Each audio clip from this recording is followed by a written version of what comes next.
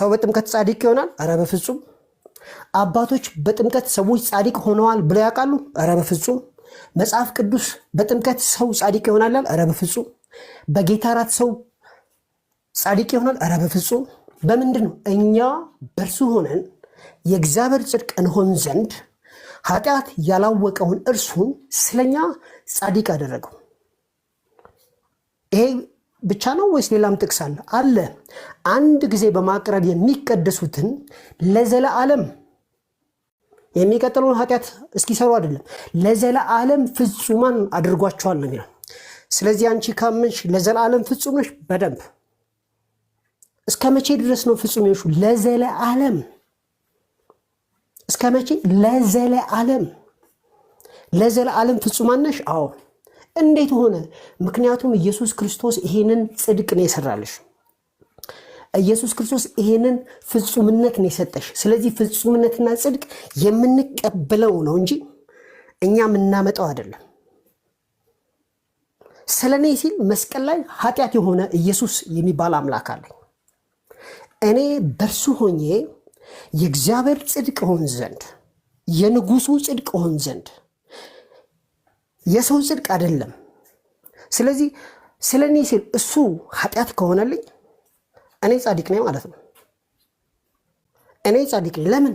ስለኔ ሲል ኃጢአት ሆኗል። ስለኔ ሲል ንጉሱ ኃጢአት ሆኗል። ሞተ ብቻ አይደለም ኃጢአት ሆኗል። እዚህ ጥቅስ ላይ ቴዎሎጂ ይመሰረታል። በደንብ በአራት ነጥብ ነው የተቀመጠው። ማንም በክርስቶስ ቢሆን አዲስ ፍጥረት ነው። ስለዚህ በክርስቶስ ነሽ? አዎ አዲስ ፍጥረት ነሽ። ስለዚህ በክርስቶስ ነህ? አዎ አዲስ ፍጥረት ነህ። እነሆ አሮጌው ነገር ሁሉ አልፏል፣ ሁሉ አዲስ ሆኗል። ስለዚህ እኛ በእርሱ ሆነን የእግዚአብሔር ጽድቅ እንሆን ዘንድ ኃጢአት ያላወቀውን እርሱን ስለኛ ኃጢአት አደረገው ስለሚል እኔ ስለጸደቅኩኝ የዘላለም ሕይወት አለኝ ማለት ነው። የሆነ ነገር ማድረግ እኔ ጻድቅ አያረገኝም። ታንክ ዩ።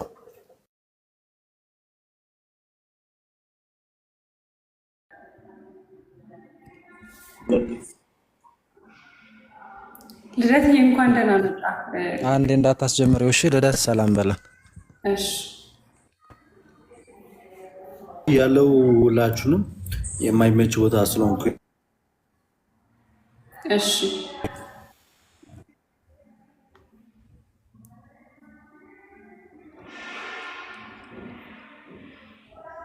ላስጀምረው። እሺ አንዴ ይሰማላ? ስክሪኑ ግን ይታያል? ይታያል። እሺ አንዴ ቆይ፣ አንዴ ቆይ።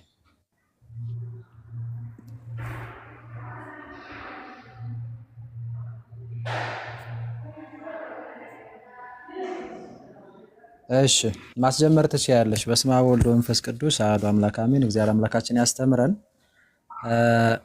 እሰማለሁ አይደል?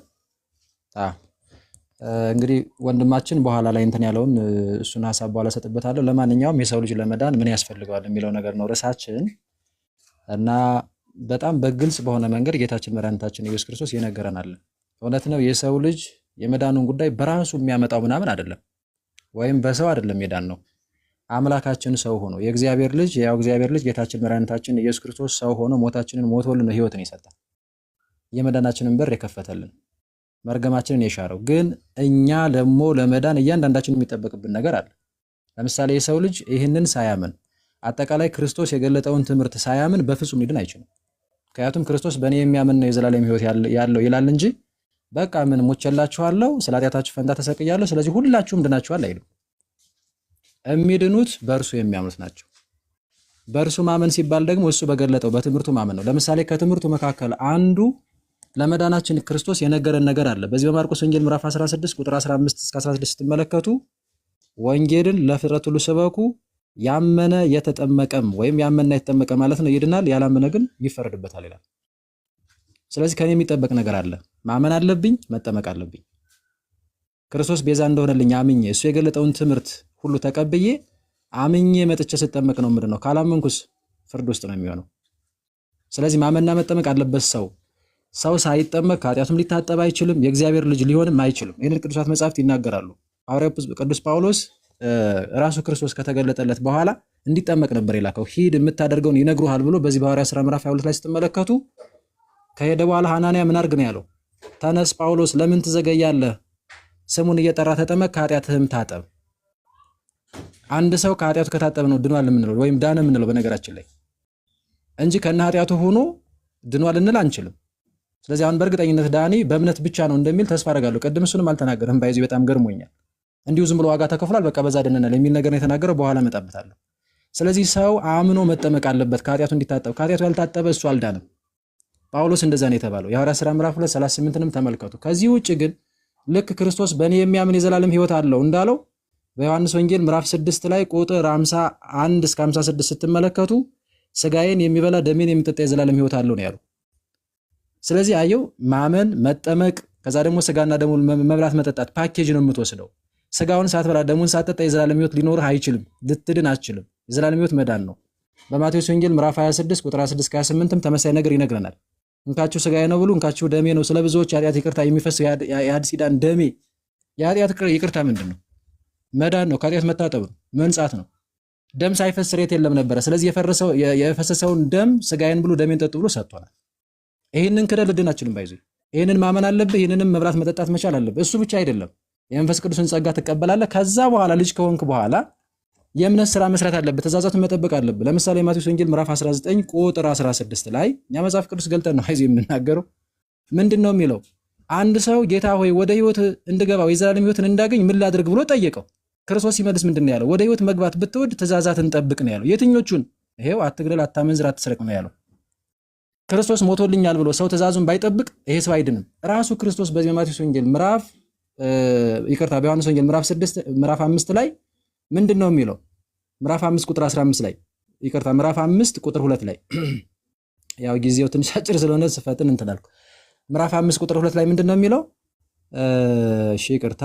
ምንድን ነው የሚለው? በእኔ ያለውን ቅርንጫፍ በእኔ ያለውን ቅርንጫፍ ምዕራፍ 15 ላይ ተሳሳትኩኝ። ምዕራፍ 15 በእኔ ያለውን ቅርንጫፍ ፍሬ የማያፈራውን በእኔ ያለውን ቅርንጫፍ አባቴ ያስወግደዋል ነው የሚለው። ስለዚህ ድኛለሁ፣ ልጅ ሁኛለሁ፣ ከኃጢአት ታጥቤያለሁ ብለህ ብቻ ሳይሆን የምትኖረው ፍሬ እያፈራበህ ከግንዱ ጋር ተጣብቀህ መኖር መቻል አለብህ። ፍሬ ካላፈራ ስትወገዳለህ። ያ ማለት አድንም ማለት መዳን ግን ታጠዋለህ ማለት ነው። እንደዚህ ሆነ ተመልከት። ስታጠፋ ንስሐ እየገባህ ወደ ቅዱስ ሥጋና ክቡር ደሙ እየመጣ በሕይወት ዘመን ማለት ነው በቅድስና ሕይወት እስካልተመላለስክ ድረስ ልድን አትችልም። ሐዋርያው ቅዱስ ጴጥሮስ በዚህ በሁለተኛ ጴጥሮስ ላይ ምዕራፍ 1 ላይ ስትመለከቱ እንዲህ ይላል። ሁለተኛ ጴጥሮስ ምዕራፍ 1 ቁጥር 4 አካባቢ ስትመለከቱ ስለ ክፉ ምኞት በዓለም ካለው ጥፋት አምልጣችሁ ከመለኮት ባሕርይ ተካፋዮች በተስፋው ቃል እንድትሆኑ በእነዚያ ክብርና በጎነት የተከበረና እጅግ ታላቅ የሆነ ተስፋን ሰጠን። ስለዚህ ምክንያት ትጋትን ሁሉ እያሳያችሁ በእምነታችሁ ላይ በጎነትን ጨምሩ ነው የሚለው። እምነት ብቻ አይደለም፣ በእምነት ላይ ዕለት ዕለት በጎነት መጨመር አለበት። በበጎነት ላይ እውቀት፣ በእውቀት ራስን መግዛትን፣ ራስንን በመግዛት መጽናትን። ይህንን በቅጽበት የምታደርገው አይደለም። እግዚአብሔርን በመጽናትም እግዚአብሔርን መምሰልን፣ እግዚአብሔርንም በመምሰል የወንድማማች መዋደድ፣ በወንድማማች መዋደድ ፍቅርን ጨምሩ። እንደዚህ ከሆነ አለ ለእናንተ እነዚህ ቢበዙ በጌታችን በመድኃኒታችን በኢየሱስ ክርስቶስ እውቀት ስራ ፈቶችና ፍሬ ቢሶች እንዳትሆኑ ያደርጓቸዋል ይላል። ምክንያቱም ስራ ፈትና ፍሬ ቢስ ከሆንክ ምን ትሆናለህ? ትቆረጣለህ፣ አድንም ነው። እሺ እንደዛ ከሆነ አለ እታች ወረዲልና እንደዚህ የሚያደርጉትን ማለት ተግተው የተጠሩበትን ዓላማ ተግተው ጸንተው እሱን የሚያደርጉ የሚተጉ ሰዎች እነዚህ ወደ ዘላለም ወደ ጌታችን መድኃኒታችን ኢየሱስ ክርስቶስ መግባት በሙላት ይሰጣቸዋል ይላል። ስለዚህ የምትገባው እነዚህ ነገሮች ስታደርግ ነው። ከዚህ ውጭ ግን እድናቸው ጨርሻለሁ መሰል ይቅርታ። ግን 4 ደቂቃ ነው የሰጣችሁኝ። 5 እኔ 4 ነው የተመለከትኩት ነው። አሚን 5 ነው አነሰ 4 ነው ያየሁትኝና 4 ከምናምን ላይ ሶስት እናድርገው ወይስ ይቻላል?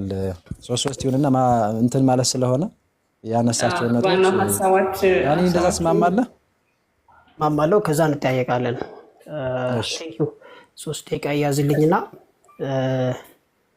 ቴንክ ዩ አይ ሆፕ ተጀምሯል ያስባለው።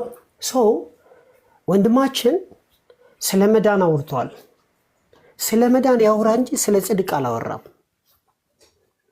ኢየሱስ ደግሞ ዋና የመጣው ለምንድን ነው? ሰዎች ሁሉ ጻድቅ ስላልነበሩ ነው። ጻድቅ የለም ስለተባለ ጻድቅ አንድ በስሙ በምድር ላይ ለመትከል ነው። ያመኑትን ሁሉ ለማዳን ነው።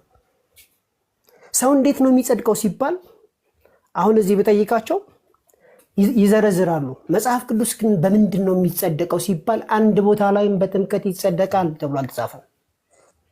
አንድ ቦታ ላይ የለም።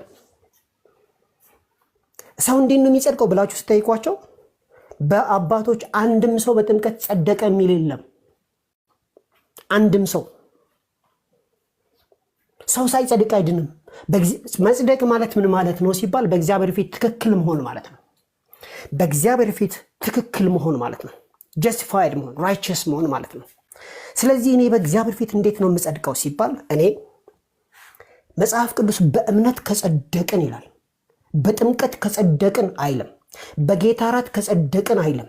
መልካም ስራ ሰርተን ከጸደቅን አይልም። በምንድን ነው? በእምነት ከጸደቅን ነው የሚለው።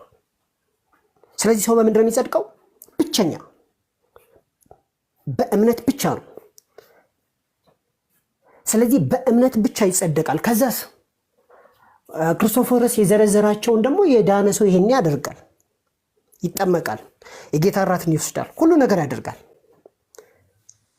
የሚጸደቀው ግን በአንድና በአንድ ብቻ ነው። በምን? በእምነት። ስለዚህ በኋላ ሪፊት ሲያደርግ ክርስቶፎረስ እንዲያነሳ የምፈልገው ነገር ሰው በምንድን ነው የሚጸድቀው የሚለው እንዲመልስ ፈልጋለሁ። ሰው በምንድን ነው የማይጸድቀው የሚለውንም እንዲመልስ ፈልጋለሁ። በጥምቀት የተጸደቀበት ቦታ አለ? ኧረ በፍጹም። በጌታ እራት የተጸደቀበት ቦታ አለ? በፍጹም።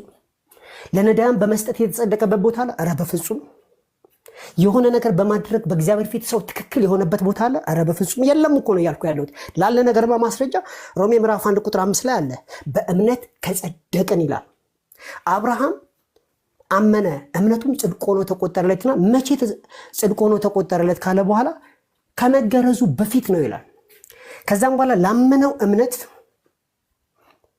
የጽድቅ ማህተም ሆኖ ተገረዘ ይላል። መገረዙ ማህተም ነው። መልካም ስራችን እኛ ማህተማችን ነው። ጥምቀታችን ማህተማችን ነው። የጌታ እራት ማህተማችን ነው።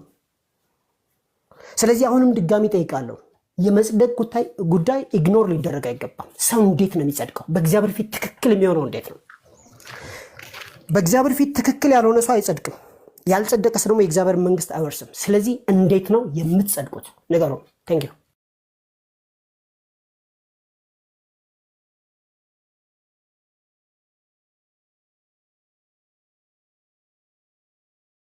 እሺ ደቂቃውን እንትን በየውና ኑሐሚን ጨርሷል። እሺ መጨረሻ ላይ ወይም ቅድምም ከተናገረው ነገር ልነሳ። ሰው በእምነት ብቻ ነው የሚጸድቀው ብሎ ተናግሯል። አንድም ቦታ የለም። አንድም ቦታ ሰው በእምነት እንደሚጸድቅ ተነግሯል። አዎ በእምነት መጽደቅና ግን በእምነት ብቻ መጽደቅ አንድ ነው ወይ? በፍጹም። እንደ ምሳሌ ይሄ እኮ ቋንቋ እኮ ነው። ዳኒ ገስት ላይ አለ ማለትና ገስት ላይ ዳኒ ብቻ አለ ማለት ይለያያል። ዳኒ ብቻ ገስት ላይ አለ ካልኩኝ ሌሎች የሉም እያልኩ ነው። ዳኒ ያለ ካልኩኝ ስለ ዳኒ መኖር አለመኖር እየተናገርኩ ነው። ልክ እንደዛ በእምነት እንደሚጸደቅ መጽሐፍ ቅዱስ ተናገረ ማለት በእምነት ብቻና ብቻ ይጸደቃል አለ ማለት አይደለም። ይልቁንስ እሱ ቃል በቃል በጥምቀት ይጸደቃል የሚል አንድም የመጽሐፍ ቅዱስ ማስረጃ የለም ብሏል አይደል?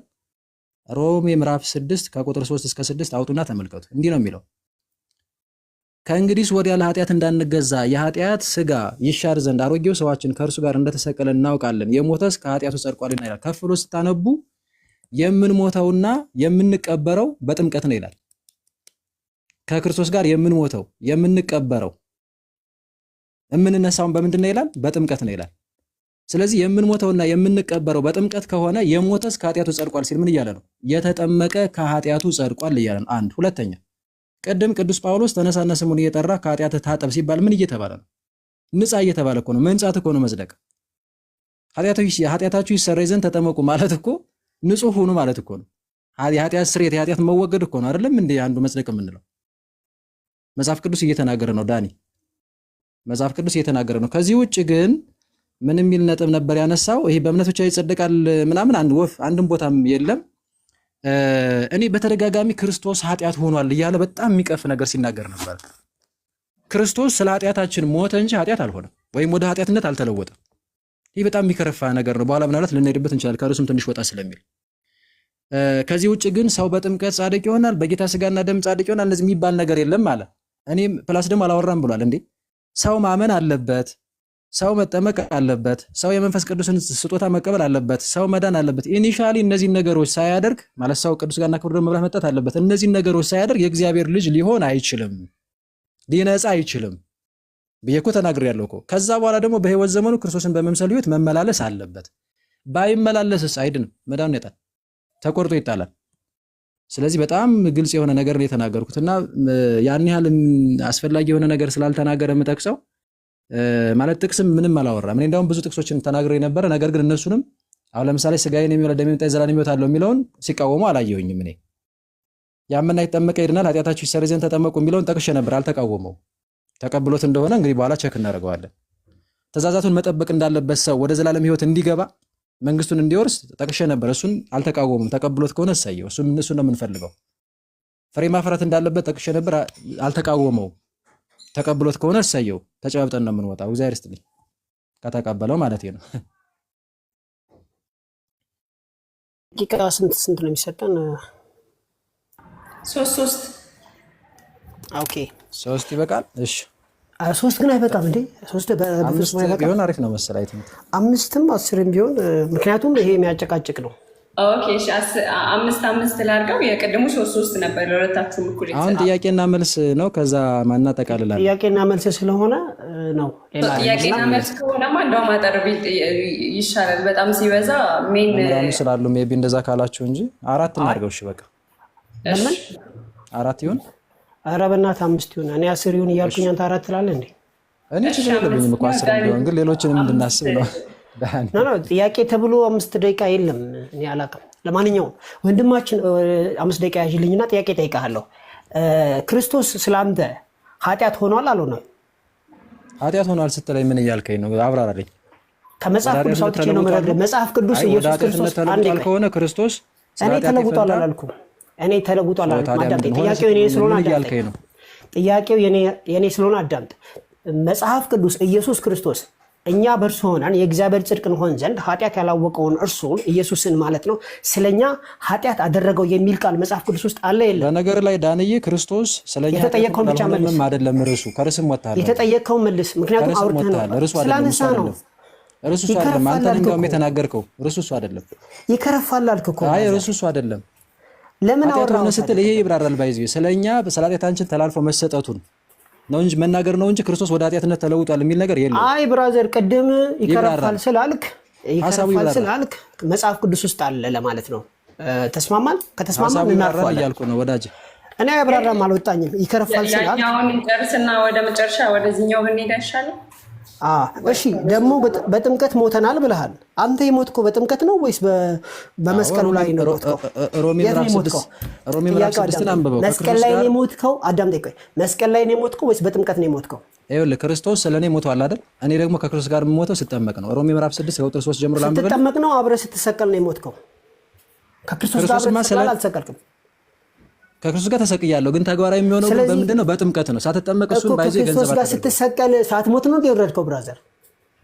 እሱን ተግባራዊ የምታደርገው ልክ ሳታምን እንደማታደርገው እኮ ሳትሞት ነው ወይ የወረድከው እያልኩ ነው። ሳትሞት ነው ወይ መስቀል ላይ የወረድከው ብራዘር? መስቀል ላይ ሞት ነው መጽሐፉ። ላምበው መጽሐፉ ይናገራል። የሞትከው መስቀል ላይ ነው ወይስ ጥምቀት ውስጥ ነው ብራዘር? የሞትከው መስቀል ላይ ነው ወይስ የሞትከው መስቀል ላይ ነው? አዳምጠው ልመልስ ከመጽሐፍ ቅዱስ ጥያቄውን ስማ መጀመሪያ። የሞትከው መስቀል ላይ ነው ወይስ ውሃ ውስጥ ነው? እኔ ውሃ አላልኩም። በጥምቀት ከክርስቶስ ጋር ሞቼ ተቀብሬያለሁ። አሮጌውን ሰውነት ቀብሬ አዲሱን የተነሳው ስጠመቅ ነው እያልኩ ነው። የሞትከው ጥያቄውን አዳምጠኝ። የሞትከው መስቀል ላይ ነው ወይስ ጥምቀት ውስጥ ነው? ንገረኝ። ስጠመቅ ነው እያልኩ እኮ ነው። ከክርስቶስ ጋር አብሬ ተሰቅያለሁ ብለህ አብረህ ተሰቅለህ ሳትሞት ነው። ያ ግን ይኸውልህ ያ ክርስቶስ ስለኔ ተላልፎ መሰጠቱንና እኔም ደግሞ ከክርስቶስ ጋር አንድ የምሆነው ግን በጥምቀቱ ነው። ስለዚህ አምኜ ስማኝ ቆይ አስጨርሰኝ። እስካልተጠመቅኩ ድረስ ስማኛ እንዴ አምኜ እስካልተጠመቅኩ ድረስ ከክርስቶስ ጋር ሞቼ ተቀብሬ ልነሳ አልችልም። ስለዚህ ወንድማችን አምኗል። በመስቀል ላይ ነው የሞትኩት ብሏል። ከዚህ በኋላ በጥምቀት ሞት ከባህራችን አንፃር ነው እንደዛ የመለስኩት። ባይዙ አትበል ብራዘር። መጽሐፍ ቅዱስ አብረህ ተሰቅለናል ይላል። ፖለቲካውን ተውና ጥያቄ ጠይቀኝ ዳኒ።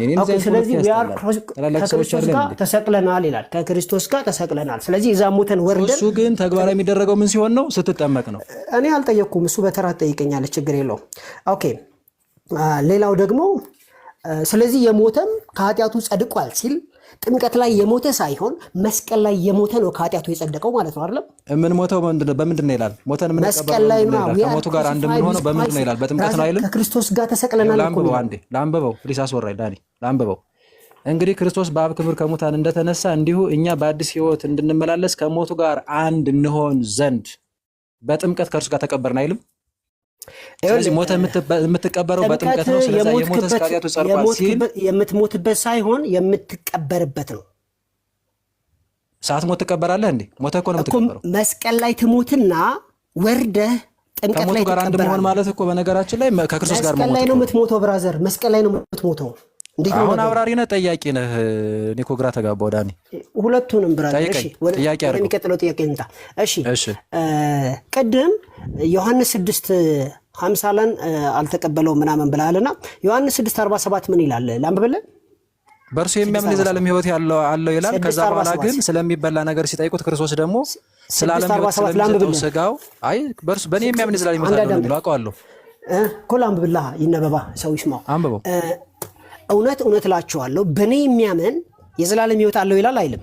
ይላል፣ ግን በእምነት ብቻ። ስለዚህ አንተ ብቻ ነው የመች ወጣኝ ብቻ ኢየሱስ የተናገረው በእኔ የሚያምን የዘላለም ሕይወት አለው ይላልና እኔ አምኛለሁ የዘላለም ሕይወት አለኝ የለኝም? በእምነት ብቻ አይኖርም። በእምነት ብቻ አይኖርም። ዝቅ ብሎ ደግሞ ስጋዬን የሆነ ደሜን የምትጠጣ የዘላለም ሕይወት አለው ይልሃል። ሁለቱንም ነው የምታምነው ወዳጅ። አንዱን ጥለህ አንዱን አንጠልጥለህ አትሮጥም። ኦኬ አሁን የጠቀስከውን ፓርት የቸርች ፋዘሮች የፈቱት ምሳሌያዊ ነው ብሎ እንደፈቱት ታውቃለህ? አይ እንግዲህ እሱን ማስረጃ በኋላ ይጠይቃለሁ። አሁን እኔ ምሳሌያዊ ነው ምንድን ነው ብለው ጭራሽ አልፈቱም። የኛ አባቶች እንደዛ ነው የማምነው። ኦኬ ቅዱስ ስጋና ዮሐንስ አፈወርቅ ምሳሌያዊ ነው ብሎ ራሱ ይናገራል። ይኸው ስማ፣ አይሁድ እኮ እንዴት ስጋን ልንበላ እንችላለን ሲሉት ቁጥር 51 ላይ እውነት እውነት እላችኋለሁ ስጋዬን ካልበላችሁ ደሜን ካልጠጣችሁ በራሳችሁ ሕይወት የላችሁም ብሎ ነው የተናገረው። በቃ ስጋዬን ትበላላችሁ ብሏል ክርስቶስ። ከዛም ሲሰጥ ደግሞ መጥቶ የሰጠው እንካችሁ ስጋዬን እንካችሁ ደሜን ብሎ ነው። አይ ቲንክ ደቂቃ ጨርሷል ይመስለኛል።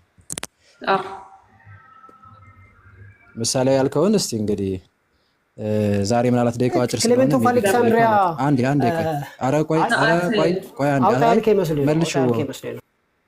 መልሹ ቆይ አንተ እንደዚህ አይነት ማሞኝ ይመስላል ነው እንደተው እንጂ ጊዜን ልጠቀም።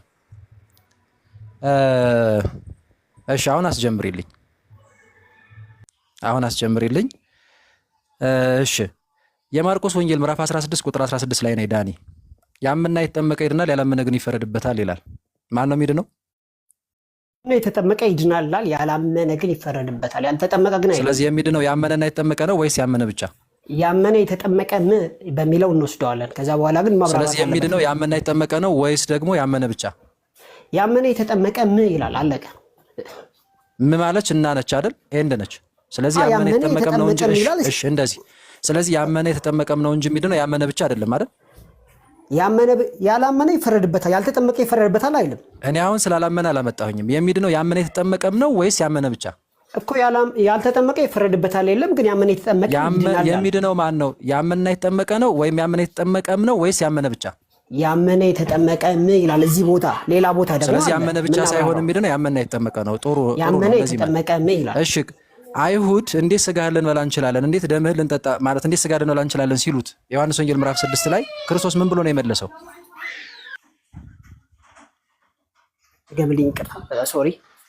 አይሁድ እንዴት የዚህን ሰው ስጋ ልንበላ እንችላለን ብለው ሲያንጎራጉሩ ሲከራከሩ ክርስቶስ ምን ብሎ ነው የመለሰው? እውነተኛ መብል ነው ደሜም እውነተኛ መጠጥ ነው የሚለውን እውነት እውነት እላችኋለሁ የሰው ልጅ ስጋ ካልበላችሁ ደሙንም ካልጠጣችሁ በራሳችሁ ሕይወት የላችሁም ይላል አይልም? ይላል። ግን አፈታቱ ላይ ሲምቦሊክ ነው ብያለሁ፣ ምሳሌያዊ ነው ብያለሁ። ሲምቦሊክ ማለት ስጋዬና ደሜ ሲል ክርስቶስ የስጋዬ ምሳሌና የደሜ ምሳሌ እያለ ነው። ኤግዛክትሊ ኦገስቲን እንደዛ ብሏል። ክሌሜንቶ አሌክሳንድሪያ ብሏል። ስጋዬና ደሜ ማለቱ የስጋዬና የደሜ ምሳሌ ማለቱ ነው። ኦኬ እንለፈው። እሺ እንለፈው። አንድ ጎበዝ ቀርቦ ወደ ዘላለም ሕይወት እንድቀርብ ምን ላድርግ ብሎ ለጠየቀው በማቴዎስ ወንጌል ምዕራፍ 19 ቁጥር 16 ክርስቶስ ሲመልስ ምን ብሎ ነው የመለሰለት? ያው ህጉን ታውቃለህ ምናምን አለው። መጨረሻ ላይ አይ ህጉን ታውቃለህ አይደለም፣ ወደ ዘላለም ሕይወት መግባት ብትወድ ትእዛዛትን እንጠብቅ ይለዋል አይለውም? ብሎታል። ስለዚህ አንድ ሰው ወደ ዘላለም ሕይወት እንዲገባ ቆይ መልሰልኛል። አንድ ሰው ወደ ዘላለም ሕይወት እንዲገባ ህግና ትእዛዛቱን መጠበቅ አለበት ወይስ የለበትም? ካልጠበቀ ይገባል? ፈጽሞ አይገባም። ህግ ሲባል ግን የትኛውን ህግ ነው? በጣም ጥሩ የእምነት ህግ ነው ብራዘር። ቆይ እዛው ተዘርዝሯል። ችግር የለውም እሱ ፕሊስ ተዘርዝሯል። እዛው ስለተረዘረ በነገራችን ላይ አረ ፕሊስ ቆይ እንደታው እንጂ ቆይ ዳኒ ፕሊስ ጊዜና አትፈልግም? መልሰልኝ የለ እንዴ? የብሉይ ኪዳን ህግ ነው እሱ። አረ አሁን ደግሞ ካድከው እኔ አልካድኩም የብሉይ ኪዳን ህግ። ስለዚህ ክርስቶስ የብሉይ ኪዳን አስተማሪ ነው ማለት ነው። በብሉይ ኪዳን በዛው ጸንተው ህጉና ትእዛዙን ጠብቀው በብሉይ ኪዳን ያሉ ሰዎች ህጉና ትእዛዙን ቢጠብቁ የዘላለም ሕይወት ያገኛሉ እያለ ነው ክርስቶስ። ይሄ በብሉይ ኪዳን የተነገረ አውድ ነው። ስለዚህ በብሉይ ኪዳን ለአይሁድ ያስተማረው ነው። እዛው ትእዛዙን ብትጠብቁ ትእዛዜን ብትጠብቁ በእኔ ሳታምኑ ወደ መንግስተ ሰማያት ትገባላችሁ እያለ ነው። ኦፍ ኮርስ እንደዛ ማለት እኮ ነው። ምክንያቱም ስለዚህ አይሁድ ህግና ትእዛዙን ጠብቀው በክርስቶስ ሳያምኑ ወደ ዘላለም መንግስት ይገባሉ። ይሄ ነገር መብራራት አለበት። አሁን ያወራኸው መብራራት አለበት። እሺ ቀጣይ ጥያቄ መብራራት አለበት። ቀጣይ ጥያቄ አይ በቃ ያቆየና ቀጣይ ጥያቄ ፕሊስ አንዴ ሮሜ ምዕራፍ 6 ላይ ከክርስቶስ ጋር አንድ ምን ሆነው ከሞቱ ጋር አንድ ምን ሆነው በምንድን ነው ይላል? በጥምቀት ከክርስቶስ ጋር አንድ እንሆናለን። ከሞቱ ጋር አንድ እንሆናለን ሲል ምን ማለቱ ነው? የክርስቶስ አካል እንሆናለን ማለት ነው። ከሞቱ ጋር አንድ እንሆናለን ማለት ከሞቱ ጋር አንድ እንሆናለን ሲል ምን ማለቱ ነው? ሁለት ሲቀር ነው ካውንት ዳውኑን ያስወረደው ነው እንዴ? እሺ በደቂቃ አውርዶት ነው እንዴ? እሺ ቆይ አስጀምሩልና ኢትስ ኦኬ ችግር የለውም እና ጨርስ። እሺ ማለት አስጀምሩና 2 ደቂቃ ሰጣችሁ ነው እንዴት ነው ያሰባችሁት? እሺ ተጀምሯል። እሺ ና ዳንዬ ምን እያልኩ ነው? ከክርስቶስ ከሞቱ ጋርና ከክርስቶስ ጋር አንድ ምን ሆነው በጥምቀት ነው ይላል አይደል? በጥምቀት እኮ ጥቅም አለው። የዳነ ሰው ነው ይላል አይደል? እሺ ይላል የዳነ ሰው ነው። ስለዚህ ከክርስቶስ ጋር አንድ ያልሆነ ሰው ከሞቱም ጋር አንድ ያልሆነ ሰው በክርስቶስ የዳነ ሰው ነው ወይስ ያልዳነ? እንዴ ምዕራፍ 3 4 5 እኮ ድኗል። ይሄ የዳነ ሰው ነው። እንደገና አይ ጥያቄን ብቻ መልስልኝ። ጥያቄን ዳንዬ ጥያቄን ብቻ ጥያቄ ምን መሰለህ? ከክርስቶስ ጋር ከሞቱም ጋር አንድ ያልሆነ ሰው ከሞቱም ጋር ከክርስቶስም ጋር አንድ ያልሆነ ሰው የዳነ ነው ያልዳነ? ከሞቱ ጋር ማለት ነው ያነበብክ ጠይቀኝ። ከሞቱ ጋር ራስህ እኮ አልከኝ እኮ እንዴ ከሞቱ ጋር ማለት ብለህ እኮ ተረጎምክ ቅድም። ስለዚህ ይላል መጽሐፉን ውሰድ። ከክርስቶስ ከሞቱ ጋርና ከክርስቶስ ጋር አንድ ምን ሆነው በጥምቀት ነው አልከኝና ቆይ ጥያቄን እየሽንትን እያልክብኝ ስለሆነ እሺ ቆይ አንዴ አርቲኩሌት አድርግልህ። ከክርስቶስ ከሞቱ ጋር እና ከክርስቶስ ጋር አንድ ምን ሆነው በጥምቀት ነው ብለኸኛል እኮ ዳንዬ አይደል? አንድ መሆን ማለት ነው። አንድ መሆን ማለት ነው። ፕሊስ ብለኸኛል ቅድም። አንተ ሳይገባ ነው እንደ መለስክልኝ? ኖ አንተ ሳይክ የገባ መጽሐፉ ይላል አይልም? ይላል። ስለዚህ ከክርስቶስ አካል አንድ መሆኑን የሚያወራው ስለዚህ ካለ ማለት ነው። ቆይ ካለ ማለት ነው ከሞቱ ጋር ከሞቱ ጋር አንድ ያልሆነ ከክርስቶስ ጋር አንድ ያልሆነ ሰው የዳነ ነው ያልዳነ? ምዕራፍ 5 ላይ በእምነት ከጸደቅን ካለ በኋላ የዳነ ነው ያልዳነ ነው ጥያቄ ዳኒ። ምዕራፍ 5 በእምነት ይጸደቃል ካለ በኋላ ምዕራፍ 6 ደግሞ የክርስቶስ አካል እንዴት እንደምንሆን ያሳያል። የጸደቀው ሰው ከእንግዲህ ወዲያ ለኃጢአት እንዳንገዛ የኃጢአት ሥጋ ይሻር ዘንድ አሮጌው ሰዋችን ከእርሱ ጋር እንደተሰቀለ እናውቃለን። የሞተስ ከኃጢአቱ ጸድቋል ይላል። አንተ በምንድን ነው የሞትከው?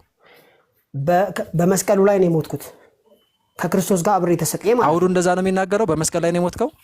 we are crucified with Christ። ስለዚህ በመስቀል ከሆነ የሞትከው ክርስቶስ ደግሞ ለሁሉም መስቀል ላይ ስለሞተ ሁሉም በክርስቶስ ጸድቋል።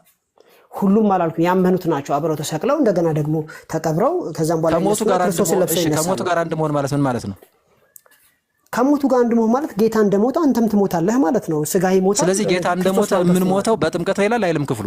ምን ጥያቄ ሚውት የሚያደርገኝ ለምንድን ነው? ማን ነው የሚያደርገኝ? ምን ጥያቄ አለው? ኔትወርክ ሊሆን ይችላል። ኔትወርክ አይደለም ብራዘር። እሺ ምን ጥያቄ አለው ነው ያልከኝ? ከክርስቶስ ጋር የምትሞተው ስትጠመቅ ነው ነው? አዎ ቅድም ከክርስቶስ ጋር የምሞተው እዛ ክርስቶስ የተሰቀለለት ነው ሲል ነበር እኮ ራስ መለስከው ማለት ነው። እሺ ሌላ ጥያቄ የት ጋር ነበር ልጠይቅህ የነበረው? አንድ ክርስቶስን ያለበሰ ሰው የዳነ ነው ያልዳነ ነው? ክርስቶስን መልበስ ማለት ነው ከመዳን ጋር እኮ አይገናኝም። ስጋዊ ታውቀዋለህ። ክርስቶስን ያለበሰ ሰው የዳነ ነው ያልዳነ? ክርስቶስን መልበስ ማለት ስጋዊነትን ትቶ መንፈሳዊ መሆን ማለት ነው። ክርስቶስን ያለበሰ ሰው የዳነ ነው ያልዳነ ነው ጥያቄ ዳኔ። ከመዳን ጋር አይገናኝም። ይሄ ክርስቶስን መልበስ ከመዳን ጋር አይገናኝም። ክርስቶስን ያለበሰ ሰው እኮ አሮጌ አዳማዊ ሰው እኮ ነው ዳኒ ያልዳነ። እሱ ደግሞ የሚሆነው ሲጠመቅ ነው። ኦኬ ችግር የለም። ጊዜ ያለኝ አይደል? እኔ አብራራለሁ፣ ማጠቃለያ እሰጣለሁ። እሺ ስንት ደቂቃ? ሚኒመም 3 ደቂቃ ያስፈልጋል ብዬ አስባለሁ። ፌሮኝ 3 ደቂቃ ያወራናቸው ነገሮች እንትን ለማለት እሺ ቴንክ ዩ። ደቂቃውን ያዥልኝና እሺ ቴንክ ዩ። እንግዲህ የት ነው እኛ ክርስቲያን የት ነው የሞተው? በጥምቀት ነው የሞተው ወይስ በመስቀል ላይ ነው ስንል መጽሐፍ ቅዱስ ከክርስቶስ ጋር አብሬ ተሰቅያለሁ ነው የሚለው። ስለዚህ እኛ የሞት ነው የት ነው? በእምነት የት ነው የሞት ነው? በመስቀል ላይ ነው፣ በጥምቀት አይደለም።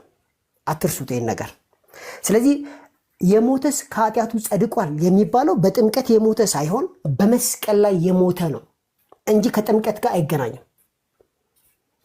ምናልባት እኔ የሞትኩት በውሃ ውስጥ ነው ወይም ደግሞ በጥምቀት ውስጥ ነው የሚል ሰው ካለ ጥምቀት አይዲያው አልገባውም ማለት ነው። we are crucified with Christ ነው፣ ከክርስቶስ ጋር ተሰቅያለሁ። ከዛ ከክርስቶስ ጋር በእምነት ስትሰቀል ትሞታለህ። ስትሞት ያወርዱህና ይቀብሩሃል። በምን? በጥምቀት። ጥምቀት ምን ማድረጊያ ነው? ስጋዊ ማንነትህን ቀብረህ ክርስቶስን ለብሰህ ትነሳለህ። ከዛ በኃጢአት ላይ የበላይ ትሆናለህ። ኃጢአትን የሚያሸንፍ ማንነት ይኖርሃል። ስጋዊ ማንነት፣ አዳማዊ ማንነት በሙሉ ይወድቃል። ከዚህ በኋላ ክርስቶስን እየመሰልክ ይሄንን ማስረጃ ከየት አመጣኸው ብትሉኝ ሮሜ ምዕራፍ 6 ምን ብሎ እንደሚጀምር ታውቃላችሁ? እንግዲህ ጸጋ እንዲበዛልን በኃጢአት ጸንተን እንኑር ይላል። ምዕራፍ 6 ስለ መዳን አያወራም። ኃጢአትን ስለማሸነፍ ነው የሚያወራው። ኃጢአትን እንዲያሸንፍ የሚጠበቅበት ማን ነው? የዳነ ክርስቲያን ነው። ያልዳነ ክርስቲያን ኃጢአትን እንዲያሸንፍ አይጠበቅበትም።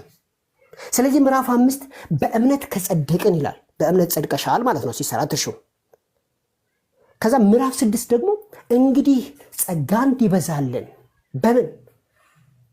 በኃጢአት ጸንተን እንኑር ብሎ የኃጢአትን ጉዳይ ያነሳል። ምዕራፍ 6 ምዕራፍ 3 ላይ ምዕራፍ 4 ላይ ኃጢአተኛውን የሚያጸድቅ ይላል፣ የማይሰራውን የሚያጸድቅ ይላል ጳውሎስ ራሱ ማለት ነው። ስለዚህ ኃጢአተኛ ሆነ ትጸድቃለህ፣ ችግር የለውም። የማይሰራው ሆነ ትጸድቃለህ። ምዕራፍ 5 ደግሞ በእምነት ጸድቀናል። ምዕራፍ 6 ደግሞ የኃጢአቱንስ ጉዳይ እንዴት እናድርገው ይልና እንግዲህ ጸጋ እንዲበዛልን በኃጢአት ጸንተን እንኑር ብሎ ይጠይቀሃል። ገብቷችኋል? ጸጋ እንዲበዛልህ። ከዛም በኋላ መልሱ ምንድነው የሚሆን ነው ይላል። እኛ እኮ ከክርስቶስ ጋር በመስቀሉ ላይ የተሰቀልን እዛ የሞትን ከዛ ከክርስቶስ ጋር የተቀበርን እንዴት አድርገን ነው ኃጢአትን የምንሰራው ብሎ ምዕራፍ 6 ስለ መዳን አያወራም። በፍጹም አያወራም። የሚያወራው ስለምንድን ነው? ኃጢአትን ስለማሸነፍ ነው የሚያወራው። ጻድቅ ሆኖ በመንፈስ ስለመመላለስ ነው። አዳማዊ ማንነትን ስለመቅበር ነው የሚያወራው። ስለዚህ ምዕራፍ 6 ስለ ቅድስና ነው የሚያወራው፣ ስለ መቀደስ ነው የሚያወራው። አንድ ሰው እንዴት ነው መቀደስ ያለበት? መጠመቅ አለበት። ጥምቀት ጠቃሚ ነው። አዎ። ለምን? ክርስቶስን ይለብሳል፣ አዳማዊ ማንነቱን ይቀብራል፣ ኃጢአትን የሚያሸንፍ ማንነት ይይዛል። ስለዚህ የተጠመቀ ሰው ኃጢአትን የሚያሸንፍ ማንነት ይይዛል ማለት ነው። የሞት ነው መስቀል ላይ ነው፣ በጥምቀት አይደለም። ኔቨር። ታንክ ዩ። እሺ ደቂቃውን አስጨምሪው። ይሄንን ያሳጠርኩት። አዎ ጥሩ። እሺ ደቂቃውን ማስጨመር ትችያለሽ። በጣም ባጭሩ ለመግለጽ ያህል እንግዲህ ዳኒ ለምሳሌ ከመነሻው ማርቆስ 16:16 ነበር የጠየቅኩት እና ያመነ የተጠመቀም ይድናል የሚለውን እንደምንም ብሎም ቢሆን ሊቀበለው ሞክሯል፣ ግን አላመነም። አሁንም ቃሉ እንደሚል ገብቶታል፣ ግን ማመን ግን ከብዶታል። ፕሮቴስታንት ወንድሞቻችን ቃሉን ተቀበሉ ነው የምንላቸው። ክርስቶስ ያመነ የተጠመቀ ነው የሚድነው ካለ አንተ እዚህ ጋር መተህ አይ ምንድነውማ በእምነት ብቻ ነው ማለት አትችልም። ስለዚህ እምነት ብቻ ገደል ገባ ማለት ነው ዛሬ በዳኒ እንትን ምላሽ። ምክንያቱም ያመና የተጠመቀም ነው እንጂ የሚድነው በእምነት ብቻ ሰው አይድንም ብሎ ስለሆነ እንዛ ስለሆነ የጠየቁት ማለት ነው። ከዛ ውጭ ግን የማቴዎስ ወንጌል ምዕራፍ 19 ቁጥር 16ን ስጠይቀው አንድ ሰው ወደ ጌታ ቀርቦ የዘላለምን ሕይወት እንዳገኝ ሕይወት ሰጪውን ክርስቶስን የጠየቀው ተመልከቱ። የዘላለም ሕይወት እንዳገኝ ምን ላድርግ ብሎ ለጠየቀው ጥያቄ ምን ምላሽ ነበር ጌታ የሰጠው ስለው ትእዛዛትን ጠብቅ ነው ያለው አለኝ። ስለዚህ አንድ ሰው ትእዛዛቱን ሳይጠብቅ ወደ እግዚአብሔር መንግስት አይገባም አይደል ስለው አዎ አለ። ቆይቶ ግን ደግሞ እንደገና ደግሞ ትዝ ሲለው ሐሳቡን ቀየረና ይሄ እኮ በብሉይ ኪዳን ነገር የሆነ ነገር ነው አለ። ስለዚህ ክርስቶስን እንዲያውም ምን አደረገው? በአይሁድነታቸው እዛው ጸንተው በክርስቶስ ሳያምኑ ሕግና ትእዛዙን ብቻ ዝም ጠብቀው የኦሪቱን ማለት ነው በሕግ ስራ ይጸድቃሉ የሚል እንዲያውም ሌላ አስተምሮ ነግሮናል። በነገራችን ላይ ዳኒ መጀመሪያ የመለስከው ምላሽ እሱ ነው። የክርስትና ትምህርት አንድ ሰው ተመልከት አምኖ ተጠምቆ የመንፈስ ቅዱስን ጸጋ ተቀብሎ ቅዱስ ሥጋና ክቡር ደሙን ጠጥቶ ልጅ ከሆነ በኋላ በሕይወት ዘመኑ እንደ ልጅ ካልተመላለሰ ትእዛዛቱን ካልጠበቀ ወደ እግዚአብሔር መንግስት ሊገባ አይችልም። ዮሐንስ ወንጌል ምዕራፍ 15 ቁጥር 2ንም ቅድም ጠቅሼው ነበረ። ፍሬ የማያፈራውን በእኔ ያለውን ቅርንጫፍ አባቴ ያስወግደዋል ነው ያለው። አየው መጀመሪያ እኮ ቅርንጫፍ እኮ ነው፣ በክርስቶስ ያለ እኮ ነው። ቅርንጫፍ ሆኖ በክርስቶስ እያለ ሆኖ ግን ፍሬ ካላፈራ ግን ይወገዳል፣ መዳን ያጠዋል፣ ይሞታል ማለት ነው። ከዚህ ውጭ ግን ዮሐንስ ወንጌል ምዕራፍ 6 ቁጥር 51 እስከ 53 ስንመለከት ቁጥር 47 ላይ በእኔ የሚያምን የዘላለም ሕይወት አለው ይላል። አዎ ይላል። እንዴ ወደ ቅዱስ ሥጋና ክቡር ደግሞ ወደ ጥምቀት ስንመጣ እኮ ሳናምን እኮ አይደለም። መጀመሪያ እኮ ሰው ማመን አለበት። እነዚህ ሰዎች ያመኑ ስላልነበሩ ደጋግሞ አይሁድን በእኔ የሚያምን የዘላለም ሕይወት አለው ብሎ ሲነግራቸው ቆየና አባቶቻችን በምድረ በዳ መና ከሰማይ ወርዶ እነሱ በልተዋል በሙሴ ማለት ነው። እናንተ ምን የተለየ ነገር ታደርጋለህ ሲሉት ክርስቶስ በዛው ስለ ቅዱስ ሥጋና ክቡር ደግሞ ከሰማይ የወረደ እንጀራ እኔ ነኝ፣ ስለ ዓለም ሕይወት የምሰጠው እንጀራ ሥጋዬ ነው ብሎ ተናገረ። ያኔ ተከራከሩ። ከዛ ለተከራከሩት ወይም ለጠየቁት ጥያቄ ሲከራከሩ ክርስቶስ ሲመልስ እውነት እውነት እላችኋለሁ የኔን ሥጋ ካልበላችሁ ደሜንም ካልጠጣችሁ በራሳችሁ ሕይወት የላችሁም ነው ያላቸው። ዮሐንስ ወንጌል ምዕራፍ 6 ቁጥር 51 መመልከት ይቻላል። ደጋግሞ ሥጋዬን የሚበላ ደሜንም የሚጠጣ የዘላለም ሕይወት አለው ይላል። ስለዚህ ክርስቶስ በእኔ የሚያምን የዘላለም ሕይወት አለው ሲል አሜን እንላለን፣ እምነትን እንዛለን። ያመነ የተጠመቀ ይድናል ሲለን ጥምቀትንም እንዛለን። እዚህ ጋር እምነትን ቅድም ስለያዝ ሥጋዬን የሚበላ ደሜን የሚጠጣ የዘላለም ሕይወት አለው ሲለንም እንዛለን። ትእዛዜን ጠብቁ ሲል እሱንም አሜን ብለን ነው የምንቀበለው። አንዱን ጥለን አንዱን አንጠልጥለን አንሄድም።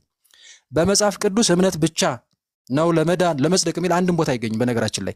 ነገር ግን እውነት ነው። አሁን ለምሳሌ በእምነት እንደምንጸድቅ ይላል። ግን በእምነት እንደምንጸድቅ ማለት ግን በእምነት ብቻ እንጸድቃለን ማለት አይደለም።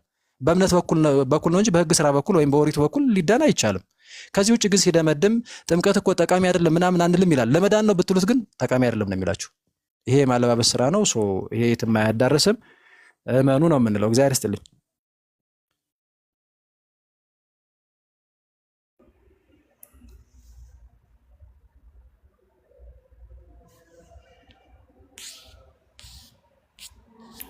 ላስጀምረው ወይስ ሁለታችን ምናልባት ያሉት ሀሳብ መስጠት ይችላል በተነሳው ነገር ላይ እኛ ስንቸኩል ምናምን የተሳትነውም ካለ ምናልባት ማረም ይቻላል። ያቆን ዳዊትም አሉ ይቀጥሉ። ምናልባት እኔ ስብሰባ ልገባ ነውና እዚህ ላይ በተነሱት ሀሳቦች አንዳንድ ነገሮች ልበል። ይቅርታ ሌሎች መምህራንም አላችሁ። ሁላችሁም ሰላም ብያለው። ግን መጀመሪያ ዳኒ መጀመሪያ ሰላም ብያለው። ዳኒ ካገኘው ብዙ ጊዜ ሆኖኛል እና በዚህ አጋጣሚ ሰላም ብያለው።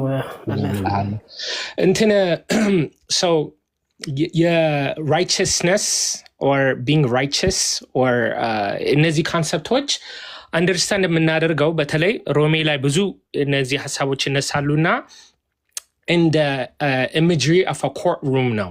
በተለይ ጳውሎስ the law he was trained in law. ስለዚህ ይህንን እያሰበ ነው in the imagery of a courtroom የሚነግረን እና አንድ ሰው ሲገባ there's a judge and he's standing before the judge, and if he's guilty or if he's being good, the judge will accordingly say ante guilty na ወይም guilty አይደለህም ብሎ ይነግረዋል. This process is called justification.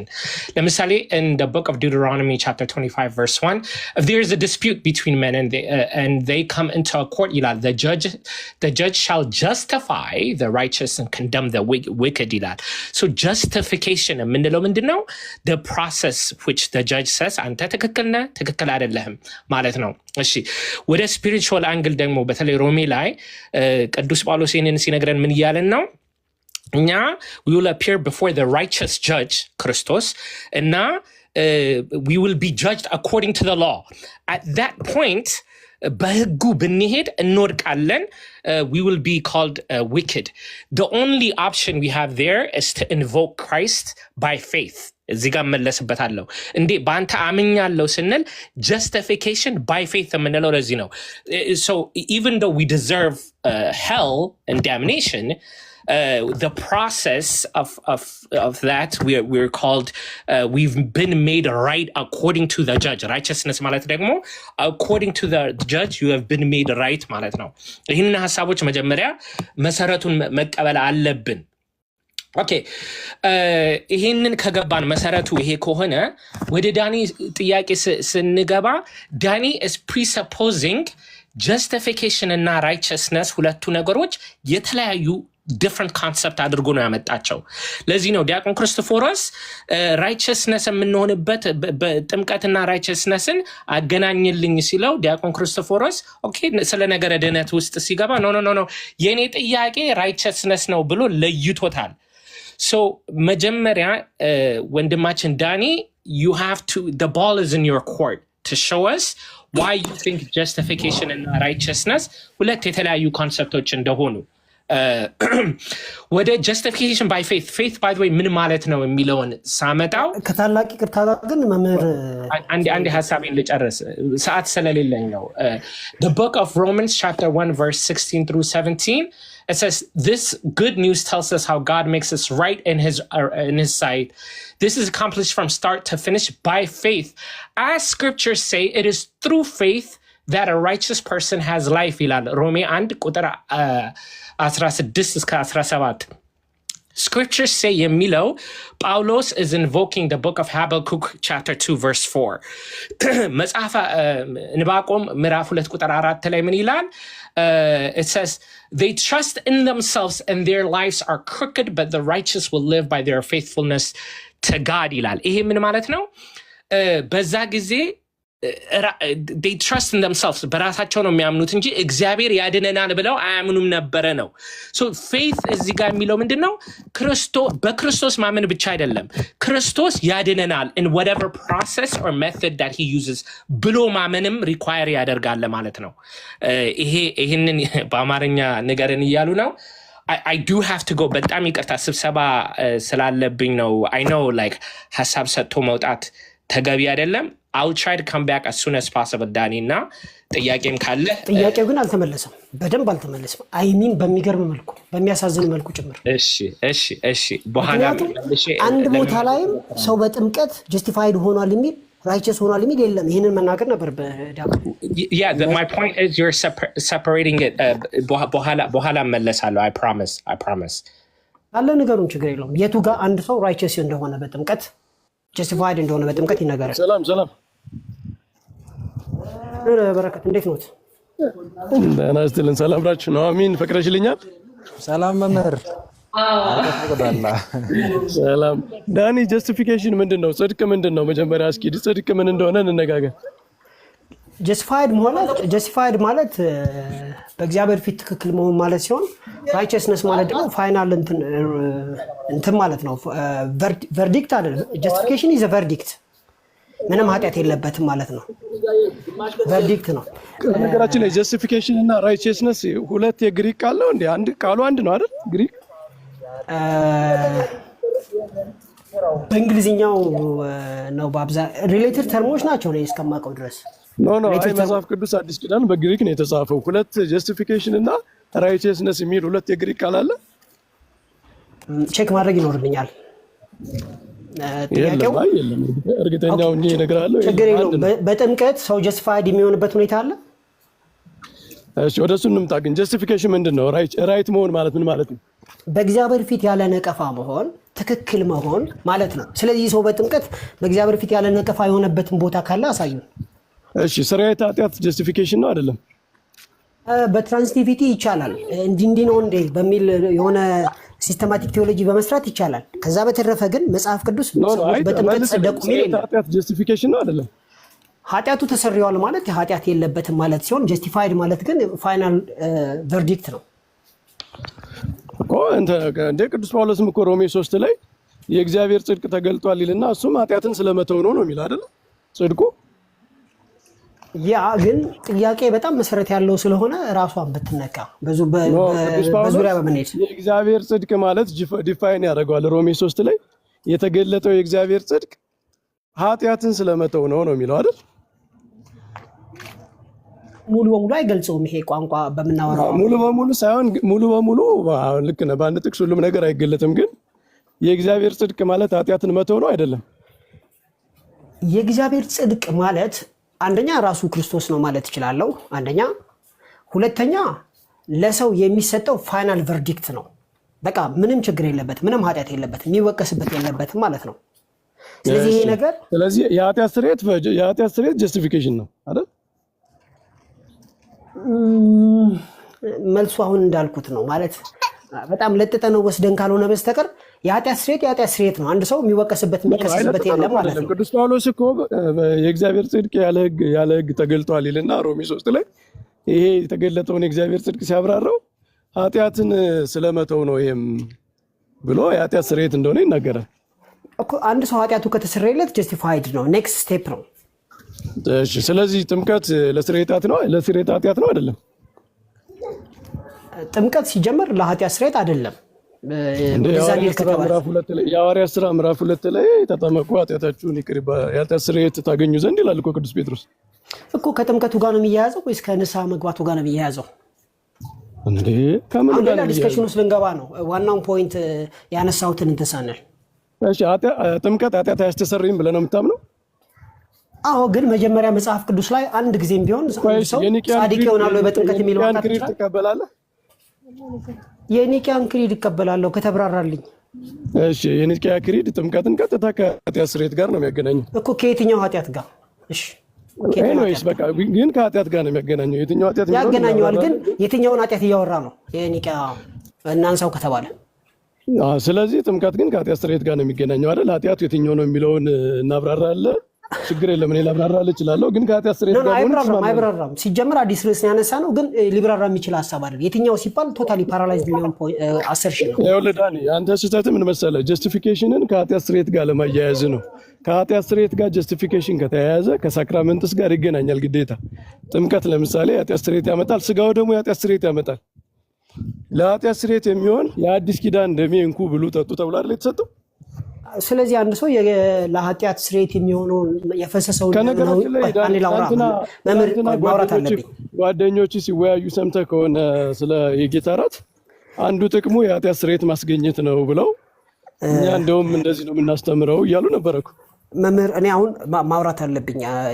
የሆነ ነገር ያነሱና የሆነ ነገር ድጋሚ ደግሞ አዲስ ነገር እየጨመሩ የኔ ፖይንት ምንም የተሰማ ምንም ብዙ ነገር አላነሳውም ዳኒ። የኃጢአት ስርየት ጀስቲፊኬሽን ከሆነ በቃ ከሳክራመንት ልትለየው አችልም። አብራራል እንዴት እንደምትለየው እኮ። ስለዚህ መጽሐፍ ቅዱስ ውስጥ አንድ ሰው በጥምቀት ጸደቀ የሚል ያሳዩን እኮ ነው ያልከው ያለ